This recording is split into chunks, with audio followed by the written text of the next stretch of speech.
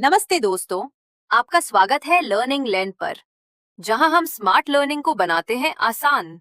आज की वीडियो में हम बात करने जा रहे हैं भारत के भूगोल के एक बेहद महत्वपूर्ण टॉपिक की, भारत की मिट्टियां, सॉइल्स ऑफ इंडिया। हम जानेंगे कि भारत में कितनी प्रकार की मिट्टियां पाई जाती हैं, वे कहां-कहां मिलती हैं, उनकी क्या विशेषताएं हैं और कौन-कौन सी फसलें उनमें उगाई जाती हैं।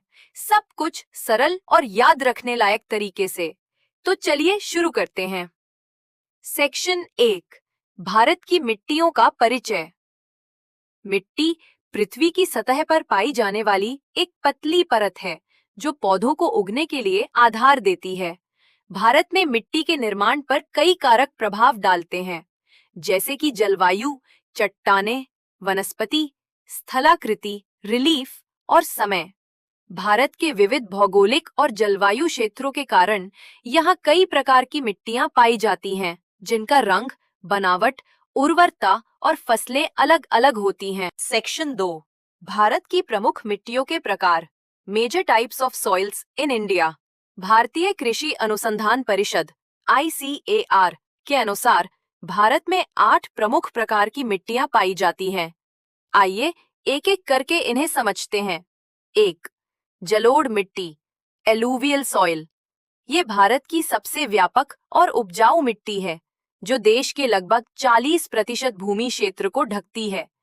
ये मुख्य रूप से इंडो-गंगा मैदानों में पाई जाती है, जैसे पंजाब, हरियाणा, उत्तर प्रदेश, बिहार और पश्चिम बंगाल। ये नदियों जैसे गंगा, ब्रह्मपुत्र और सिंधु द्वारा लाई गई सिल्ट और अवसाद से बनी होती है। इसमें पोटाश और चूना, लाइम की मात्रा अधिक होती है, लेकिन नाइट्रोजन की कमी होती है।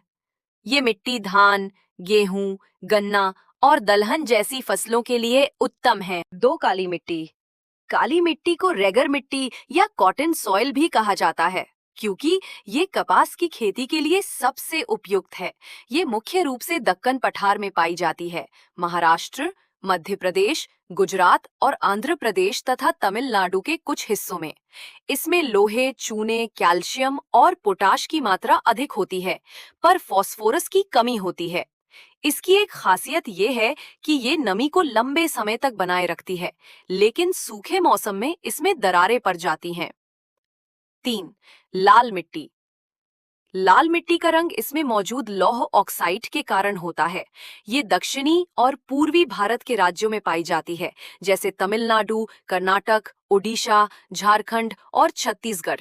ये मिट्टी नाइट्रोजन और ह्यूमस में गरीब होती है, लेकिन उचित सिंचाई और उर्वरकों के प्रयोग से इसमें ज्वार, बाजरा, दलहन और कपास जैसी फसलें उगाई जा सकती हैं। 4. लेटेराइट मिट्टी, लैटेराइट सॉइल।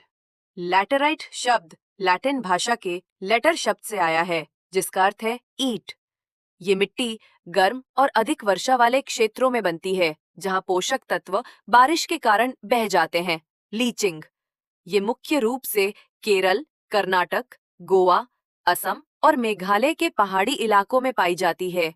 हालांकि इसकी उर्वरता कम होती है, लेकिन उचित खाद और सिंचाई से इसमें चाय, कॉफी और काजू जैसी फसलें उगाई जा सकती हैं। 5. शुष्क या अरिद मिट्टी, एरिड सॉइल। ये मिट्टी भारत के शुष्क और रेगिस्तानी इलाकों में पाई जाती है, जैसे राजस्थान, गुजरात, हरियाणा और पंजाब के कुछ हिस्से। ये रेतीली, क्षारीय, सलाइन और नमी की कमी वाली होती है, परंतु सिंचाई परियोजनाओं जैसे इंदिरा गांधी नहर, इंदिरा गांधी कनाल के माध्यम से यहाँ अब बाजरा, जौ और मक्का जैसी फसलें उगाई जाती हैं। 6. पर्वतीय मिट्टी, माउंटेन और फॉरेस्ट सॉइल। ये मिट्टी मुख्य रूप से पहाड़ी और वन क्षेत्रों में पाई जाती है, जैसे जम्मू कश्मीर, हिमाचल प्रदेश, उत्तराखंड और उत्तर पूर्वी राज्य। इसमें जैविक पदार्थ, ऑर्गेनिक मैटर की मात्रा अधिक होती है। ऊंचाई के अनुसार यहाँ चाय, कॉफी, मसाले और फल जैसी फसलें उगाई जाती हैं। 7. मरुस्थलीय मिट्टी, डेजर्ट सॉइल। मरुस्थलीय मिट्टी हल्के रंग की होती है और इसमें लवण, सॉल्ट्स की मात्रा अधिक होती है। यदि उचित सिंचाई की जाए तो इसमें गेहूं, जौ और बाजरा जैसी फसलें उगाई जा सकती हैं, विशेष रूप से थार मरुस्थल क्षेत्र में। 8. पीटी और दलदली मिट्टी, पीटी एंड मार्शी सॉइल। ये मिट्टी अधिक वर्षा और नमी वाले क्षेत्रों में बनती है, जैसे केरल, पश्चिम बंगाल और ओडिशा के कुछ भाग। इसमें कार्बनिक पदार्थ की मात्रा अधिक और स्वभाव अम्लीय होता है। ये मिट्टी धान और जूट की खेती के लिए उपयुक्त है। इन सभी मिट्टियों की अपनी अपनी विशेषताएं हैं और यही भारत की कृषि विविधता का आधार बनाती है। तो दोस्तों, यही था आज का वीडियो भारत की मिट्टियां, सोल्स ऑफ इंडिया पर। उम्मीद है आपको ये टॉपिक अब आसान और यादगार लग रहा होगा।